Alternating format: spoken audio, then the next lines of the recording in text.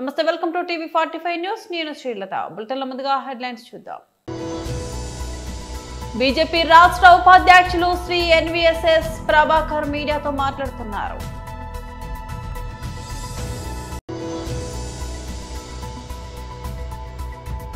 Parliament ఆవరణలో ఎంపీల నిరసన.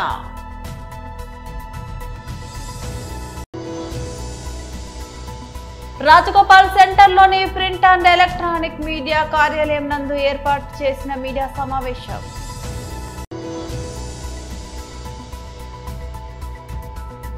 బండి సంజయ్ కి కేటీఆర్ లీగల్ నోటీసులు. బీజేపీ రాష్ట్ర ఉపాధ్యక్షులు శ్రీ ఎన్వీఎస్ఎస్ ప్రభాకర్ మీడియాతో మాట్లాడుతున్నారు. అందరికీ నమస్కారం. ఈరోజు ప్రెస్ కాన్ఫరెన్స్లో భారతీయ జనతా పార్టీ రాష్ట్ర ఉపాధ్యక్షులు మాజీ శాసనసభ్యులు శ్రీ ఎన్వీఎస్ఎస్ ప్రభాకర్ గారు పాల్గొంటున్నారు. ప్రెస్ను ఉద్దేశించి వారు మాట్లాడుతారు.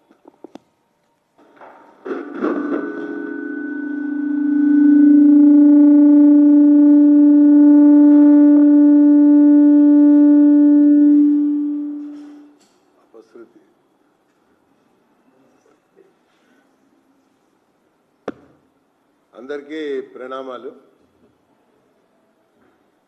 ఈనాటి యొక్క విలేకరుల సమావేశంలో ఒక ప్రత్యేక అంశాన్ని ప్రస్తావించదలుచుకున్నాం. ఇటీవల కాలంలో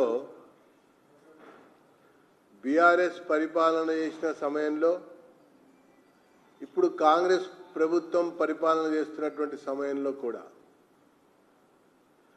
సంబంధం ఉన్నా సంబంధం లేకపోయినా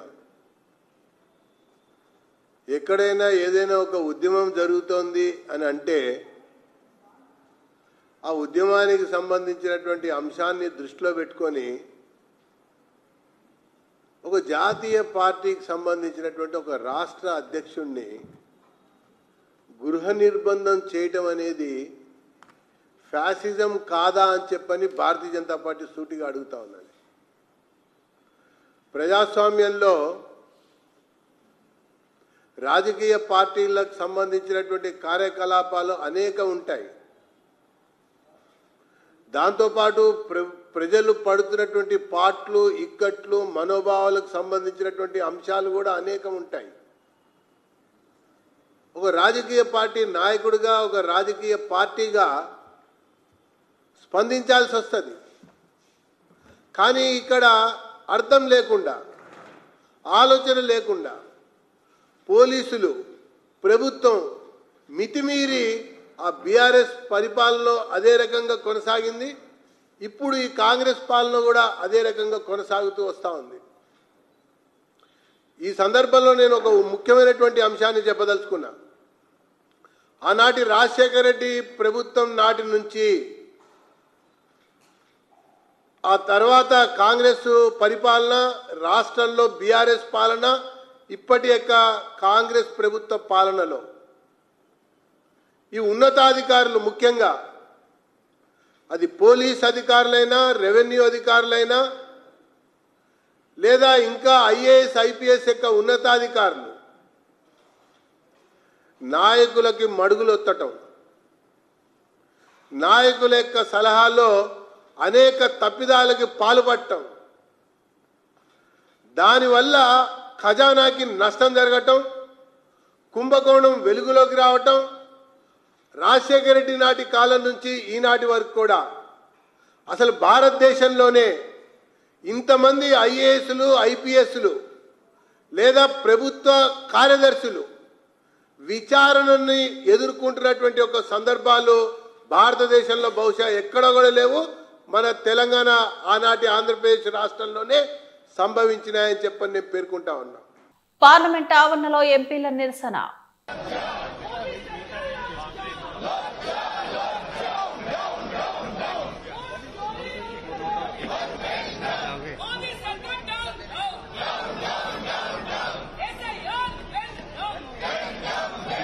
पीछे रहिए।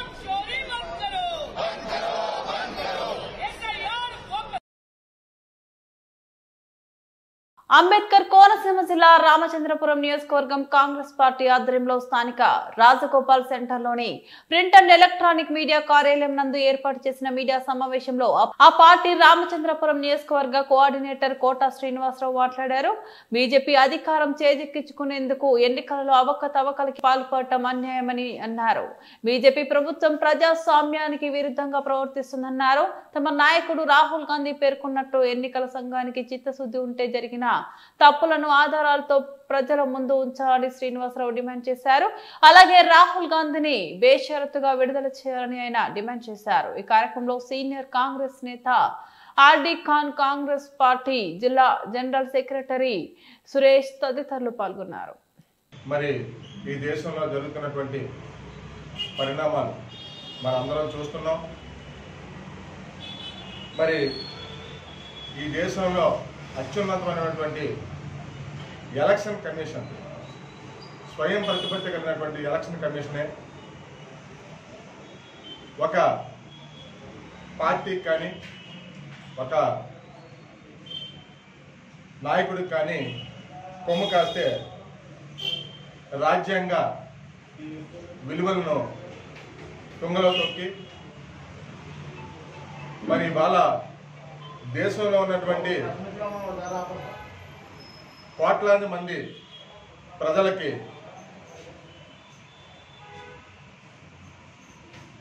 యొక్క మనోభావాలను దెబ్బతీస్తూ ఎన్నికల ప్రక్రియలో, మన సాధారణ ఎన్నికల ప్రక్రియలో ఈసీ చేసినటువంటి అక్రమాలను కానీ మరి అధికార పార్టీ చేసినటువంటి అక్రమాలను కానీ ఈసీ చేసినటువంటి తప్పుల్ని కానీ లేవనెత్తుతూ పార్లమెంట్లో రాహుల్ గాంధీ గారు చేసినటువంటి ఆధారాలతో సహా చూపించినటువంటి ప్రశ్నలకి ఈసీ బాధ్యత వహించి దాని మీద మాకు ఈ దేశ ప్రజలందరికీ కూడా ఉన్నటువంటి అనుమానాలని క్లియర్ కట్ చేయవలసినటువంటి బాధ్యత ఈసీ మీద ఉంది. అటువంటి ఎలక్షన్ కమిషన్ మరి ఈ రోజుని పార్లమెంట్ సభ్యుల్ని రమ్మని, రాహుల్ గాంధీ గారిని రమ్మని తీరా అక్కడ అరెస్ట్ చేసి రాహుల్ గాంధీ గారిని ఇబ్బంది పెడుతున్నారు అంటే మీరు ఈ ప్రజాస్వామ్యాన్ని ఈ దేశంలో ఏ స్థాయికి తెచ్చారన్నదే మనం అర్థం చేసుకోవాలి. మనం ఈ బీజేపీ ప్రభుత్వం వచ్చాక ప్రజాస్వామ్యంలో ఉన్నామా, రాచరికంలో ఉన్నామా? అన్ని వ్యవస్థలను కూడా మీకు అనుకూలంగా తిప్పుకోవడమే. తెలంగాణలో సంచలనం సృష్టిస్తున్న ఫోన్ ట్యాపింగ్ వ్యవహారంలో తాజాగా మరో కీలక పరిణామం చోటు చేసుకుంది. ఈ కేసులో తనపై నిరాధార ఆరోపణలు చేశారంటూ కేంద్ర మంత్రి బండి సంజయ్ కు బీఆర్ఎస్ వర్కింగ్ ప్రెసిడెంట్ మాజీ మంత్రి కేటీఆర్ లీగల్ నోటీసులు పంపారు. కేంద్ర మంత్రిగా ఉండి బాధ్యతారహితంగా మాట్లాడారని మండిపడ్డారు. ఒక ప్రజాప్రతినిధిపై ఇలా అసత్య ఆరోపణలు చేయడం ఎంతవరకు సమంజసమని కేటీఆర్ నిలదీశారు. రాజకీయ ఉనికి కోసం ఇలా దిగజారి మాట్లాడడం సరికాదన్నారు. తనకు బండి సంజయ్ వెంటనే క్షమాపణలు చెప్పాలని కేటీఆర్ డిమాండ్ చేశారు. భవిష్యత్తులోనూ అసత్య ఆరోపణలు చేయకుండా ఉండాలని పేర్కొన్నారు. నెల్లూరు ఇందిరాభవన్ లో రాష్ట్ర కాంగ్రెస్ అధికార ప్రతినిధి నారపరెడ్డి కిరణ్ కుమార్ రెడ్డి నిర్వహించిన పత్రికా ప్రతినిధుల సమావేశంలో మాట్లాడుతూ రాజ్యాంగం ప్రసాదించిన ఓటు సమానత్వపు హక్కు చోరీకి గురవుతుందని కాంగ్రెస్ పార్టీ అధినేత లోక్సభ ప్రతిపక్ష నాయకులు శ్రీ రాహుల్ గాంధీ ఆధారాలతో నిరూపిస్తే ప్రశ్నిస్తే శాంతియుతంగా 300 మంది ఎంపీలతో కలిసి నిరసన తెలియజేస్తే అరెస్టు చేయడం ప్రజాస్వామ్యంకు చీకటి రోజులని పేర్కొన్నారు. రాజ్యాంగబద్ధ సంస్థ అయిన ఎలక్షన్ కమిషన్ బీజేపీ జేబు సంస్థగా మారిందని, అక్రమ పద్ధతిలో దొంగ ఓట్ల ద్వారా గెలవడం బీజేపీకి అలవాటుగా మారిందని, చివరకు ఎలక్షన్ కమిషనర్ ను అపాయింట్మెంట్ చేయాలన్న వారికి ఇష్టమైన పద్ధతిలో చట్టాలు చేస్తున్నారని, ఎంపిక ప్రక్రియలో సుప్రీంకోర్టు చీఫ్ జస్టిస్ ను పక్కన పెట్టాలని బీజేపీ ఇష్టానుసారంగా రాజ్యాంగబద్ధ సంస్థను నిర్వీర్యం చేయడానికి పూనుకుందని కిరణ్ కుమార్ రెడ్డి ఆక్షేపించారు. రాహుల్ గాంధీ పేర్కొన్న విధంగా పారదర్శకంగా డిజిటల్ విధానంలో ఒక వ్యక్తి ఒక ఓటు పద్ధతిలో మార్పులు చేయాల్సిన ఆవశ్యకత ఉందని ఒక పక్క నొక్కి ఒక్కానిస్తున్న బీజేపీ నాయకులు అసంబద్ధమైన వ్యాఖ్యలతో ప్రజలను తప్పుదారి పట్టిస్తున్నారని వాపోయారు. అంతా కూడా చూస్తూ ఉంది. ఈరోజు ప్రజాస్వామ్యం అతిపెద్ద ప్రజాస్వామిక దేశం. ప్రపంచ దేశాలన్నీ భారతదేశంలో ఉండేటటువంటి ప్రజాస్వామ్యాన్ని చూసి గర్వపడేలా ఆనాడు మహానుభావుడు అంబేద్కర్ గారు అతిపెద్ద లిఖిత రాజ్యాంగాన్ని రాసి ఈ దేశం ఈ విధంగా నడవాలి, ఎలక్షన్ కమిషన్ లాంటి సంస్థలు స్వతంత్రంగా పనిచేయాలి, ఒక ఓటు ఒక వ్యక్తికి ఒక ఓటు అనేది ఉండాలి, ఆ యొక్క ఓటును కూడా ఫ్రీ అండ్ ఫెయిర్ అంటే వాళ్ళు నిర్భయంగా వాళ్ళు వచ్చి ఓటేసేటటువంటి వసతులు ఉండాలి అని రాజ్యాంగంలో ఆర్టికల్ 324 దగ్గర నుంచి దాదాపు 326 వరకు కూడా ఎలక్షన్ కమిషన్ సంబంధించి కొన్ని నియమ నిబంధనలను రూపొందించి రాజ్యాంగంలో పొందుపరిచినటువంటి మహానుభావులు ఆ రోజు ఈ యొక్క దేశం యొక్క పటిష్టత, ఓటు ప్రజాస్వామ్యం 5 ఏళ్లకు ఒకసారి ప్రజలు ఓటు వేస్తేనే వాళ్ళ యొక్క పరిపాలన ఏ విధంగా ఉందో అది ఒక రెఫరెండంగా ఉంటుందనేటటువంటి ఉద్దేశంతో ఆ రోజు ఏర్పరిస్తే ఈరోజు ఎలక్షన్ కమిషన్ ఆఫ్ ఇండియా ఏ విధంగా ప్రవర్తిస్తుంది, ఎన్నికల యొక్క నిర్వహణ ఏ విధంగా ఉంది, దేశంలో ప్రజలు ఈరోజు ఎలక్షన్ కమిషన్ యొక్క నిర్ణయాలను తప్పుపడుతూ చివరికి ప్రజాస్వామ్యం అపహాస్యం పాలవుతుంటే కూడా ఈరోజు ఎలక్షన్ కమిషన్ సరిగా స్పందించడం లేదనే దానికి ఒక ఉదాహరణ. దేశ చరిత్రలో 300 మంది విపక్ష ఎంపీలు ప్రజాస్వామ్య పద్ధతిలో నడుచుకుంటూ వెళ్ళి ఒక ఎలక్షన్ కమిషన్కి ఒక రిప్రజెంటేషన్ ఇస్తామంటే ఎంపీలను అరెస్ట్ చేసినటువంటి దాఖలాలు బహుశా దేశ చరిత్రలో 300 మంది ఎంపీలను అరెస్ట్ చేసి నిర్బంధించినటువంటి పరిస్థితి ఈరోజు దేశంలో చూస్తున్నాం. కాబట్టి ఎలక్షన్ కమిషన్ ఆఫ్ ఇండియాను ఉద్దేశపూర్వకంగా నిర్వీర్యం చేసినటువంటి పార్టీ బీజేపీ పార్టీ. ఎందుకంటే 5 సభ్యులతో కూడినటువంటి రాజ్యాంగ ధర్మాసనం సుప్రీంకోర్టు తీర్పు చాలా స్పష్టంగా చెప్పింది. ఎలక్షన్ కమిషన్ నియమించేటప్పుడు, చీఫ్ ఎలక్షన్ కమిషన్ ఆఫ్ ఇండియాని నియమించేటప్పుడు ఖచ్చితంగా చీఫ్ జస్టిస్ ఆఫ్ ఇండియా ఒక సభ్యుడిగా, ప్రధానమంత్రి ఒక సభ్యులుగా, విపక్ష నాయకుడు ప్రతిపక్ష హోదా కలిగిన విపక్ష నాయకుడు ఒక సభ్యులుగా 3 మెన్ కమిటీగా ఉండాలని సుప్రీంకోర్టు జడ్జిమెంట్ ఇస్తే ఆ జడ్జిమెంట్ని కాస్త తొంగలో దొక్కి కొత్త చట్టం తీసుకొచ్చి అందులో ప్రధానమంత్రి ఉంటాడు, ప్రధానమంత్రి నామినేట్ చేసేటటువంటి సహచర క్యాబినెట్ మంత్రి ఉంటాడు, విపక్ష నాయకుడు ఉంటాడు అని ఒక చట్టం తీసుకొచ్చారు.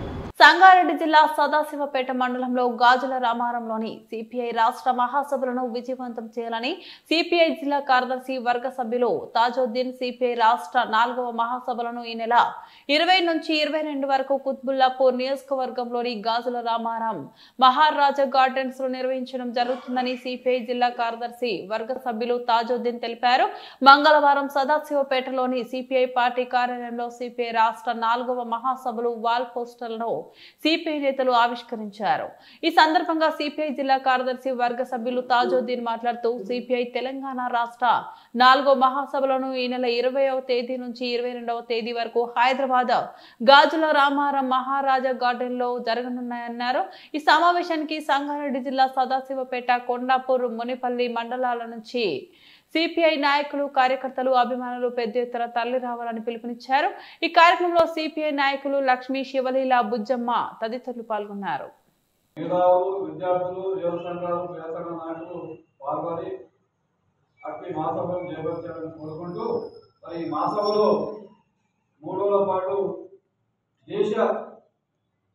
రాజకీయాల గురించి, దేశంలో జరుగుతున్నటువంటి మోదీ పాలన, అలాగే రాష్ట్ర రాజకీయాల గురించి, అంతర్జాతీయ రాజకీయాల గురించి ఈ 3 రోజుల పాటు ఈ మాసంలో చర్చించి రాబో కాలంలో అటు కేంద్రంలో మోదీ, ఇటు రాష్ట్రంలో కాంగ్రెస్ ప్రభుత్వ వైఫల్యాల మీద ఎండగట్టి ఏదైతే కేంద్రము రాష్ట్రము ప్రకటించిన వాగ్దానాలను అమలు చేసుకుపై మరి ఈ మాసంలో నిర్ణయం తీసుకొని భవిష్యత్ కార్యాలను రూపొందించుకుంటాం.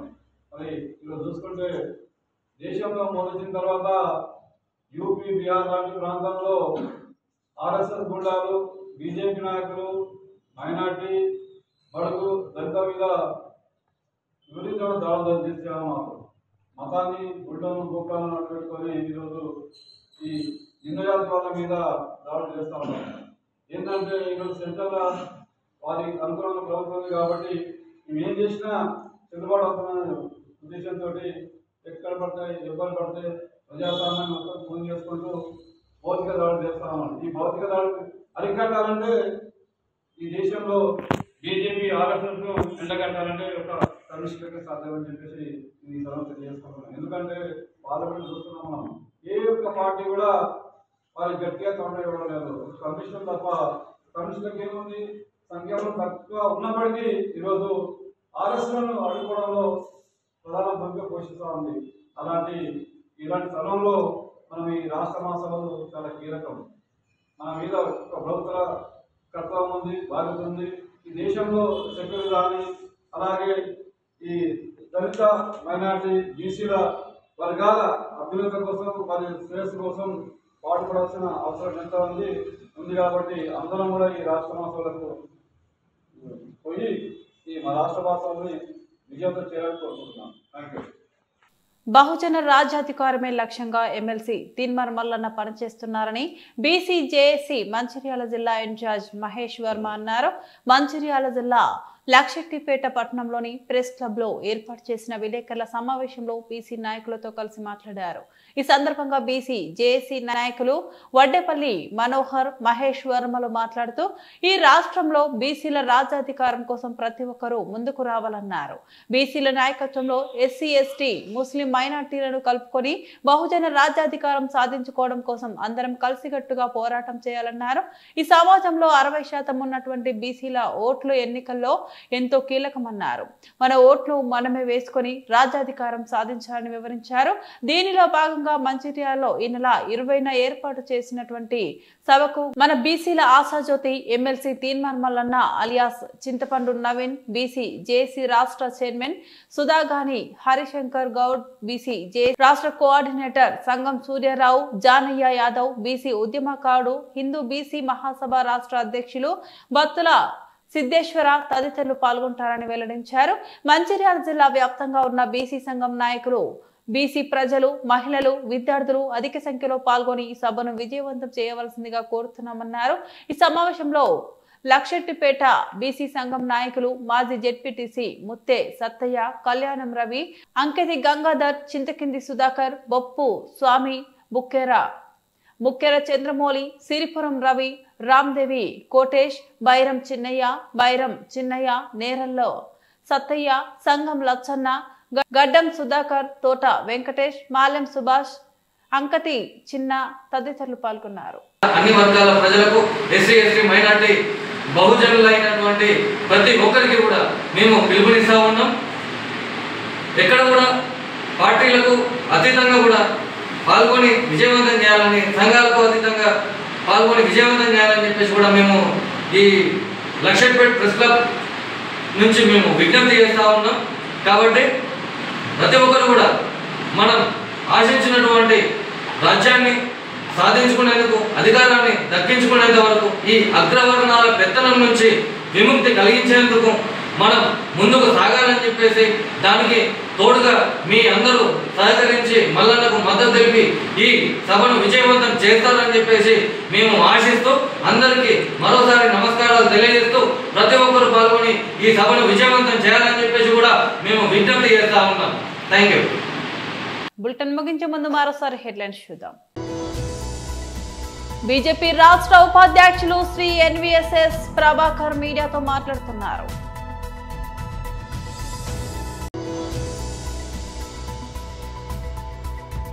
పార్లమెంట్ ఆవరణలో ఎంపీల నిరసన.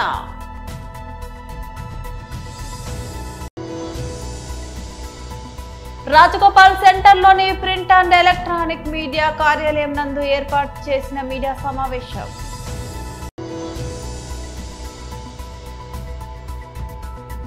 బండి సంజయ్ కి కేటీఆర్ లీగల్ నోటీసులు. ఇవి బులెటిన్ అప్డేట్స్. మరో బులెటిన్ లో మళ్ళీ కలుద్దాం.